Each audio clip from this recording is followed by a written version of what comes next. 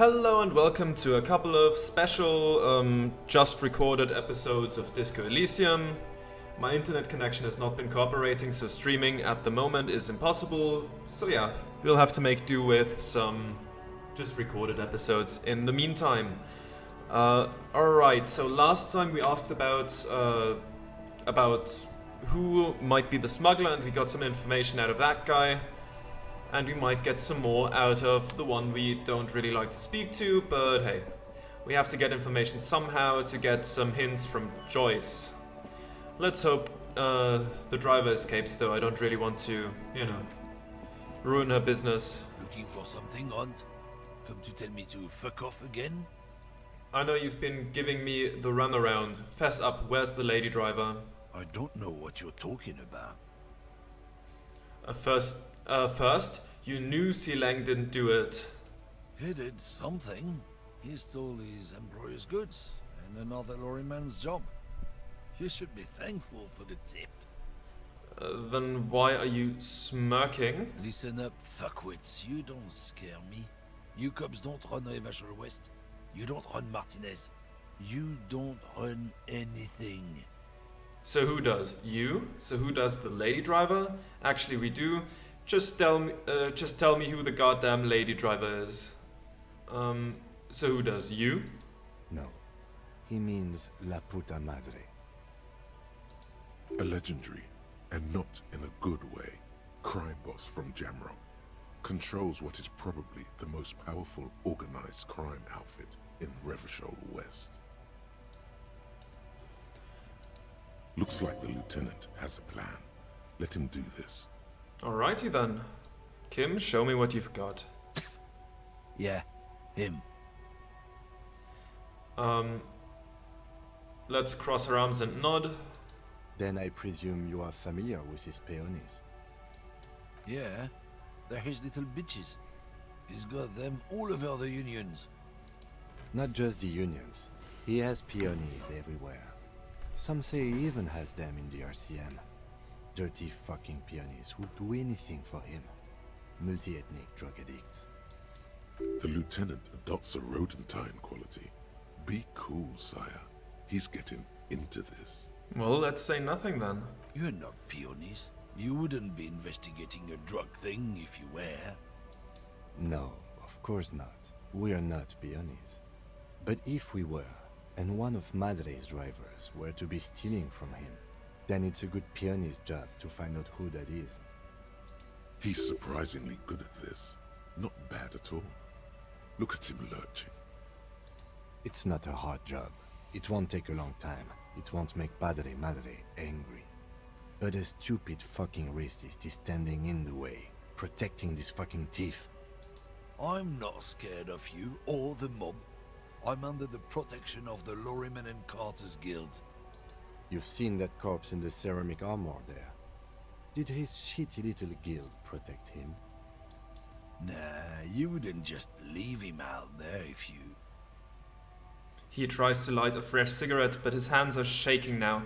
The sentence simply ends. The lieutenant turns and gives you a barely perceptible nod. I've softened him up as best I could. Now it's on you to finish the job. Alrighty then, thank you very much, Kim. Be careful. This man's still got some fight in him, by the looks of it. Oof, that's It a would tough... be easy to break him.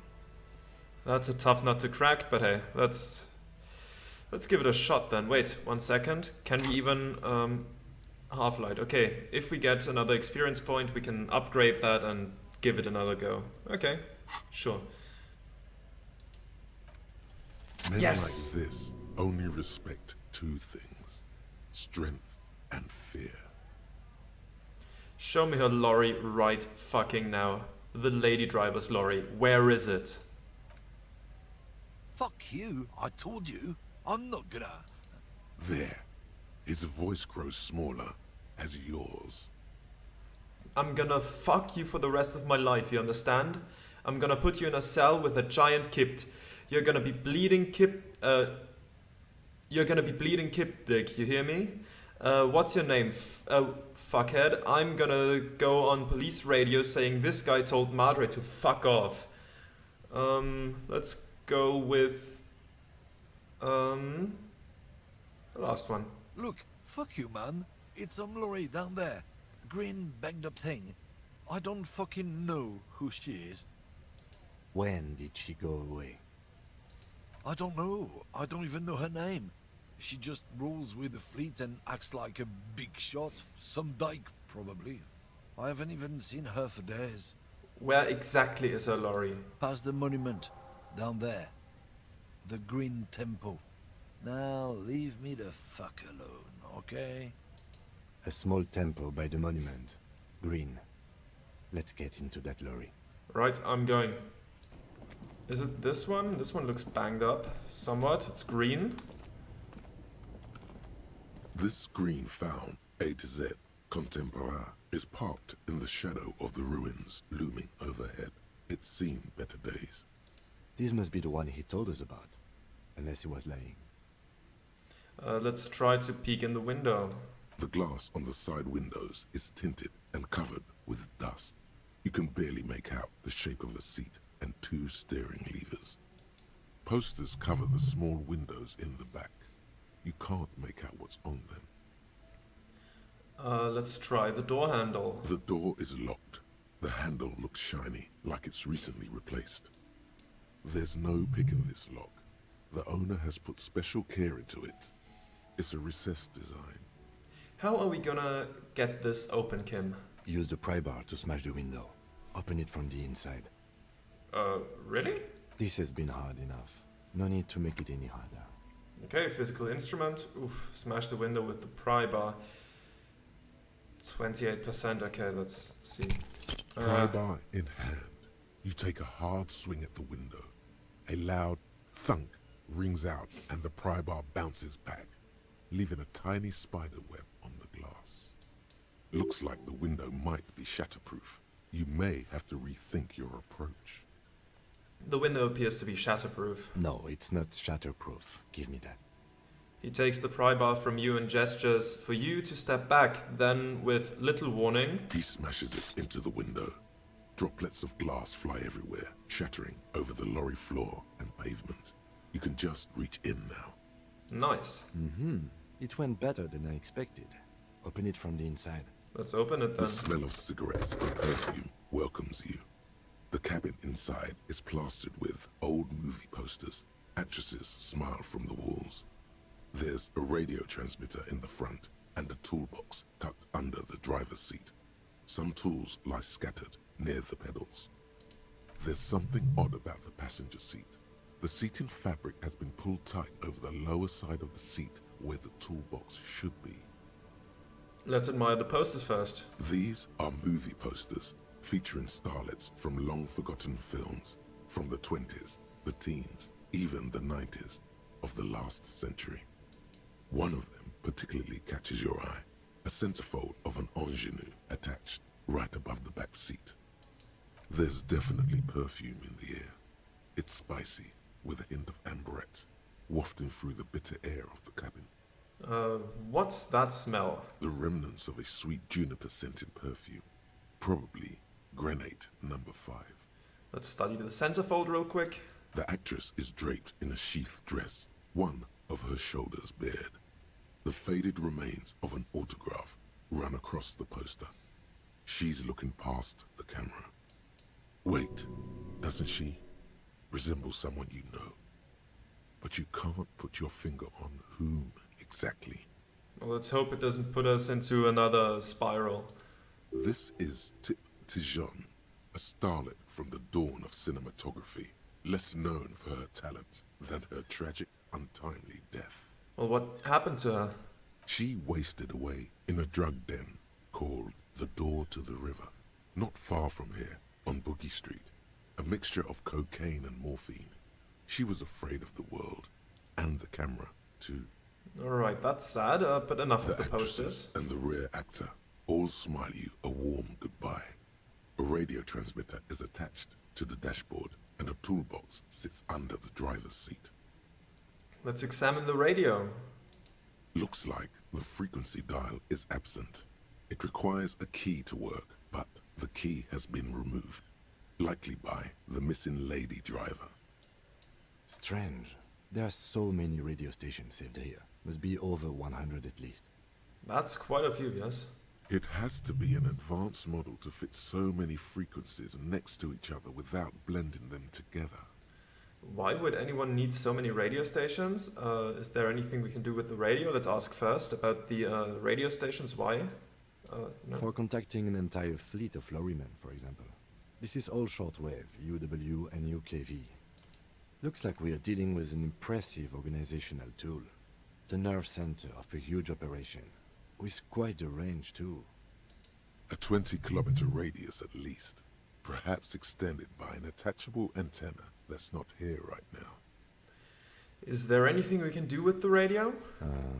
Doesn't look like it. It's completely inoperable without a dial key.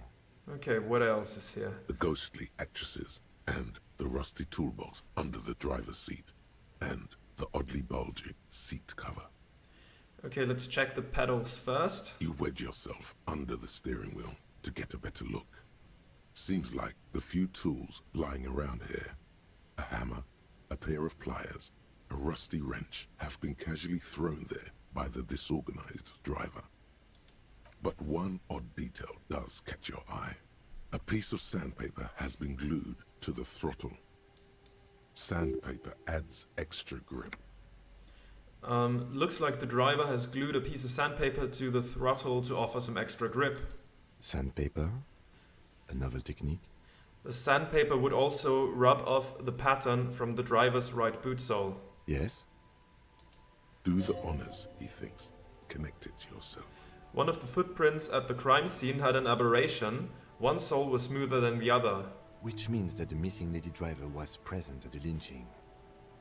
The lieutenant's eyes light up behind his prescription lenses. Wait, the missing 8th Hardy? Here? And she's also the one running the drug trade. What a handful. First the drug smuggling, now this. How deep does this rabbit hole go? Let's take it from the top, I'd say. Looks like her, yes. And she's also the one running the drug trade. What a handful. Now we know for certain who is the missing 8th person at the lynching. Do you think that Hardy and his boys could also be involved in the drug operation? Those drugs? Definitely. I think the entire union is involved, maybe even all of Martinez. Not necessarily. The lady driver could have kept the drug trade a secret. This would fit what Joyce told us, but I don't want to make any assumptions. Let's go with the 4th one. Understood. We should still go and see what Titus has got to say on the matter. Are we finished with the lorry? The movie stars are still smiling Not from quite. the walls. The radio transmitter sits on the center console and a faint smell of perfume is in the air. Let's peel off the cover on the passenger seat. Voila! A stack of neatly folded papers has been stashed behind the seating fabric. You see 3 maps depicting a large metropolitan area. It's Revachon. Some of its routes and highways have been outlined with a pen. Bonne prise. The lieutenant commends you as you shift through the treasure, well worn and folded into neat squares. Let's open the topmost map. This large map displays the elevated motorway called 881. The intake leading to Martinez is marked with a blue X. There's another X on the off-ramp at a place called the Old South. Toll booths at the intakes are marked with a circle. It looks like there are scant few ways of getting onto the elevated motorway that runs over Jamrock, and this person knows them all. There, hundreds of thousands of motor carriages roar on the 881. High above the mess of brown and red roofs, that is Jamrock. The commuters don't even look down. The world ceases to exist outside the windshield. Where does the road lead? Let's fold open the second map or return the papers. Where does the road lead? To Kuro, through the middle-income neighborhoods there, by the river, and then to Stella Maris and La Delta for work, while the men and women of Jamrock scuttle to their fates below the road. Let's fold open the second map. This municipal map from the 30s displays a complex system of storm sewers underneath a sub-district called the Pox. Old military hospital, right adjacent to the 41st precinct. Wind rips through the empty hallways of the once great military hospital, now just a ruin under an overgrown park. Beneath the hospital, great sewer tunnels hum and vibrate with life of their own. What is that sound? The rattle of motor carriages and lorries driving through long-forgotten tunnels, lit by gaslights. Well, let's look at the third map then, what that has to say to us. The final map displays a labyrinth of service tunnels left over from the construction of Motorway 881. A few routes have been marked with a pen, where the tunnels and sewers surface near the eminent domain and a traffic island in central Jamrock, by the lake. These service tunnels were probably used during the construction of the foundation beneath the motorway. Looks like the smugglers have infiltrated the road network belonging to East Motor Tract. The smugglers have infiltrated the motor tract. So it would seem.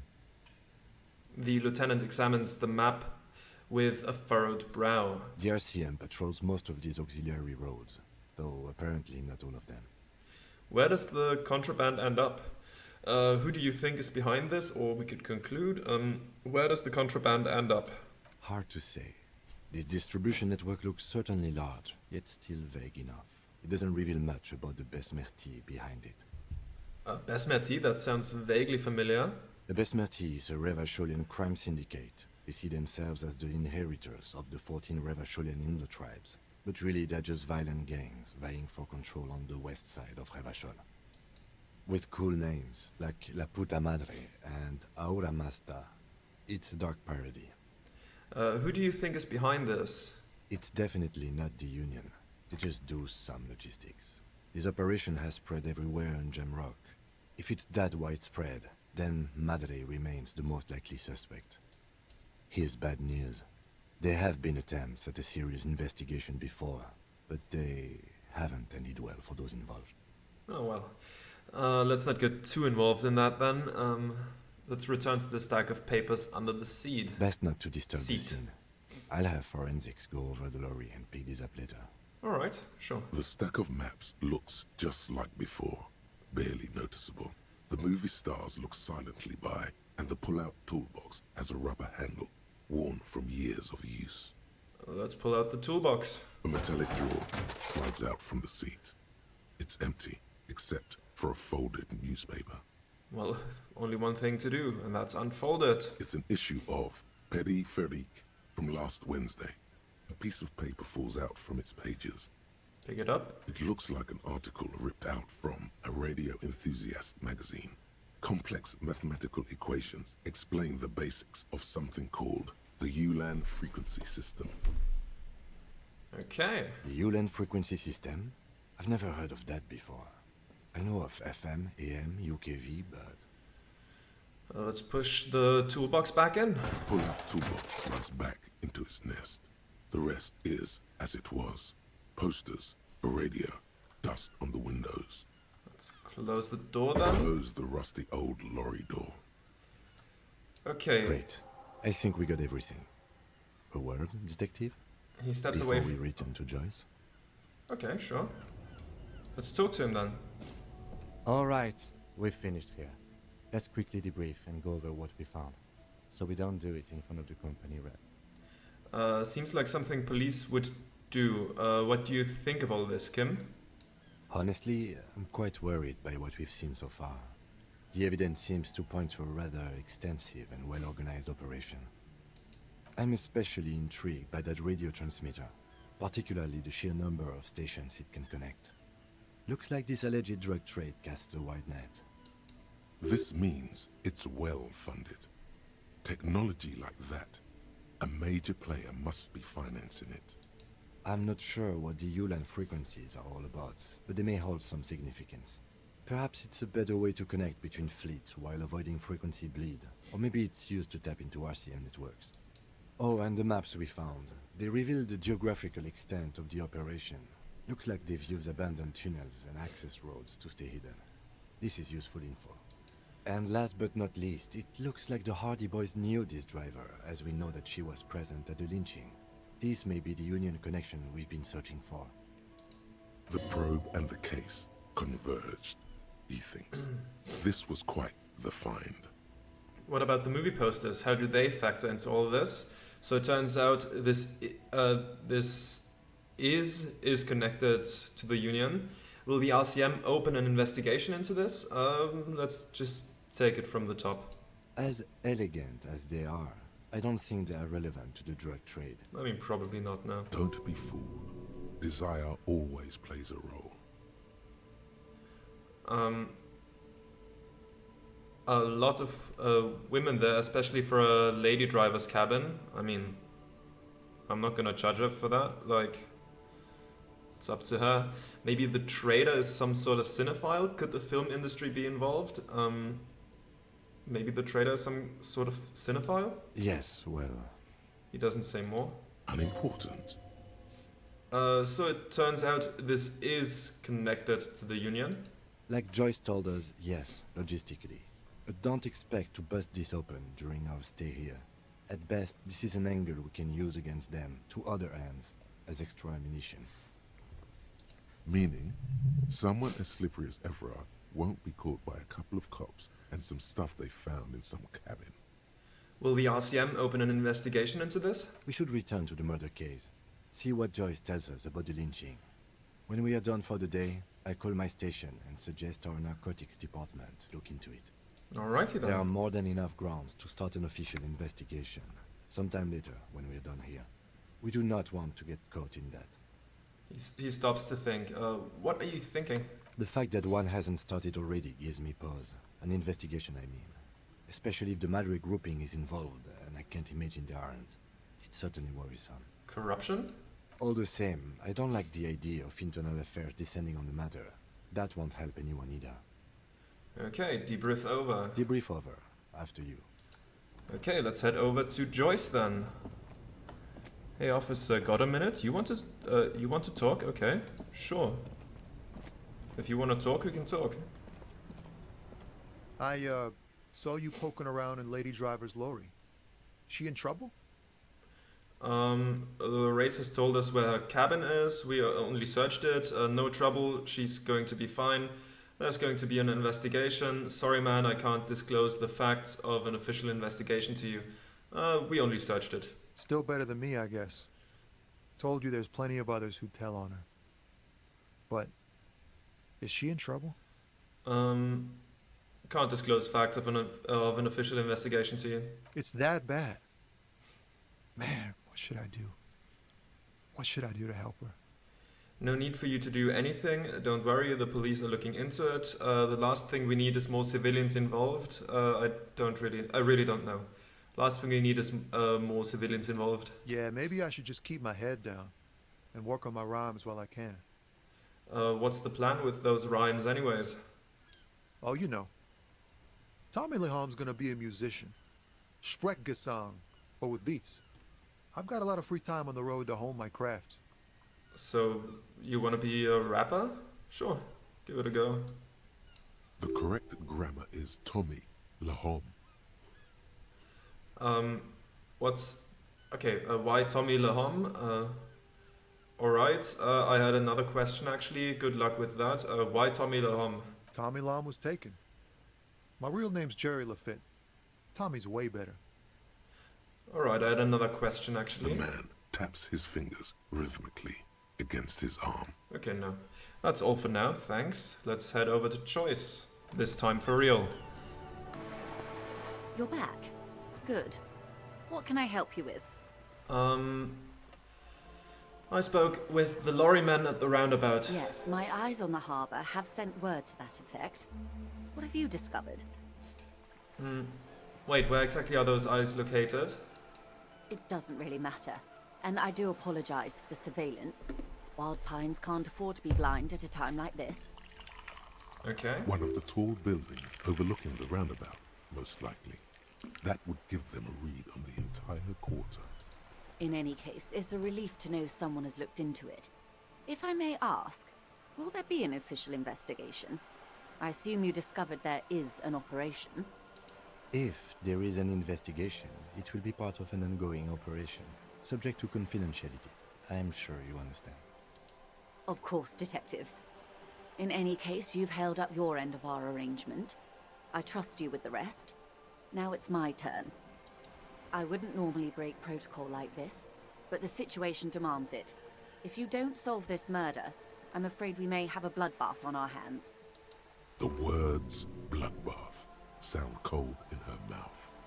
They taste of iron and strawberries. What was that about a bloodbath? Yes. I'm afraid this strike may descend into a small-scale civil war, with possible consequences for all of Rivershoal West. Since you are sharing, ma'am, this is also the RCM's worst-case scenario. Then we're on the same page, as grim as it may be. Tell me again, how are the lynching and the strike connected? I have an indirect role to play, I'm sad to say. My employer experienced a momentary lapse of faith in me. In that moment, they elected to deploy a private military contractor as an insurance measure. They called it my security detail. A momentary lapse of faith? They were dispatched after I relayed the union's initial offer. Every worker... A member of the board. I tried to convince my employer it was simply a piece of rhetoric, or a joke. They did not appreciate the humor. Do you need a security detail? Absolutely not. These mercenaries are muscle, pure and simple. They are meant to intimidate the Union into surrendering. Who are they, exactly? Crenell, an Oranese military company. As far as I know, 3 arrived in Martinez. They report to me sporadically, but they do not answer to me. To be frank, our relationship is deteriorating. They wear ceramic armor, have semi-automatic weapons, and years of combat experience. They also have trauma and stressor disorder, and no idea how to conduct themselves in an urban civilian environment. So, what happened? The story is, one of them, the Colonel, I don't know his real name, sexually assaulted a local woman while he was drunk and separated from his unit. This allowed some of the more militant Union members to subdue him. He was taken out behind the whirling in rags and lynched last Sunday night. What then? Nothing. Mr. Clare refuses to let me into the harbor. I have not been able to discuss this matter with anyone there. The remaining 2 Crenell contractors carry out their orders, for now. For now? It's a smokescreen. In secret, they are conducting an independent military tribunal into the lynching. Once this investigation is concluded, executions will follow. Well, that's bad news. What is the nature of this so-called investigation? Whether to execute one, some, or all of the Union militants. You've made a mess here. I have to say, this is not disco. Maybe the investigations can team up, you know, share resources and intelligence. Oh boy, is that not good. I have to say, this is not disco. It is very far from disco. My only hope is that you provide a single, concrete suspect before the mercenaries indiscriminately pick theirs. Simply put... She grabs hold of the mainsail. If you don't pin this on someone good, and do it fast, they will identify and execute everyone present at the lynching. This in turn will force the Union to respond. The Debardeurs have over 2,000 men. It will be 1,000 to 1. Have you ever seen a Hornet invade a beehive, Lieutenant? It's not pretty. Yeah, not pretty for the Hornets, right? Don't the bees just clump up around it and heat it up and cook it to death? I think that's how it usually goes, right? I mean, it's individual bees are gonna get killed, obviously, but I think overall the bees always win, right? The Serai's giant hornet, the world's 2nd largest insect, can kill 40 honeybees a minute, while a group of 30 can decimate an entire hive of 20,000 bees in less than 4 hours. Well, they have heat-resistant hornets, so different story entirely, I guess. These men work in tandem using semi- and fully automatic firearms. Their armor is virtually impenetrable to muzzle-loaded weapons, even yours. Most Union workers don't have guns at all. Drop crates, I say. Drop crates. The muzzle loaders need to be reloaded after every 1 or 2 shots. The automatics every 1 or 2 minutes. As I said, a bloodbath. I can't see it happen. Too many things would have to go wrong first. Isn't this a pretty bleak scenario you're describing? I think the confrontation is inevitable. Let's go with the second one. Many bleak scenarios have already come true, Lieutenant W. Frater de Bois. All we can do is keep the rest from going the same way. One single concrete suspect delivered into civil court, and I may be able to defuse this situation. What can you tell me about Crenel? Not much. Their public resume is relatively good, as far as private military contractors go. I believe they were once called Downwell. They boast a long list of clients: Saint-Baptiste, Welchman-Lorenz, Eendracht. A warning sign, however. The operations concerned all take place in third or fourth world countries. Guarding facilities, escort missions and such. Meaning they're used to operating in war zones. Yes.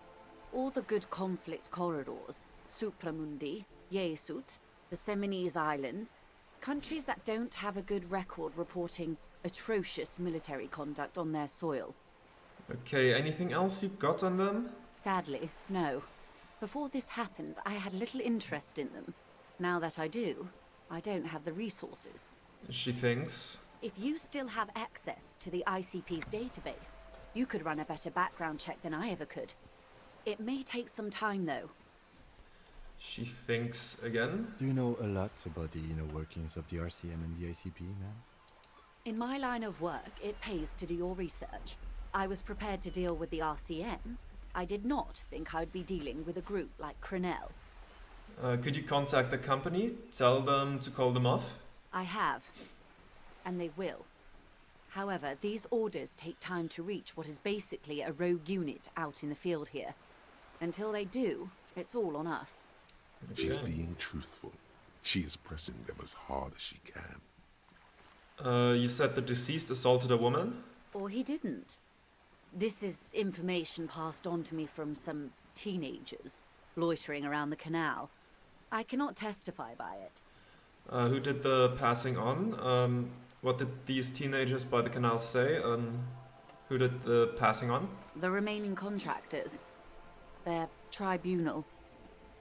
It's what they believe. What did the teenagers by the canal say? That the man was killed because he assaulted a local woman. I've asked around a bit. This seems to be the accepted story around Martinez. The lieutenant consults his notebook, his eyebrows knitted in concentration. Odd. We haven't heard any reports about an assault in connection with the lynching. Where did it take place? And when? Didn't the, what were they called? The Hardy Boys talk about that? Last Sunday night, at the Whirling in Rags, the hostel by the gates. Supposedly, the colonel was drunk, maybe on narcotics too. Either way, he's alleged to have sexually assaulted a woman. Sometime later, a group of dock workers got their hands on him. And who was this woman? That's a good question, officer. I don't have the slightest idea. As I said, it's a rumor. About a rumor. In any case, it's what the colonel's remaining colleagues believe.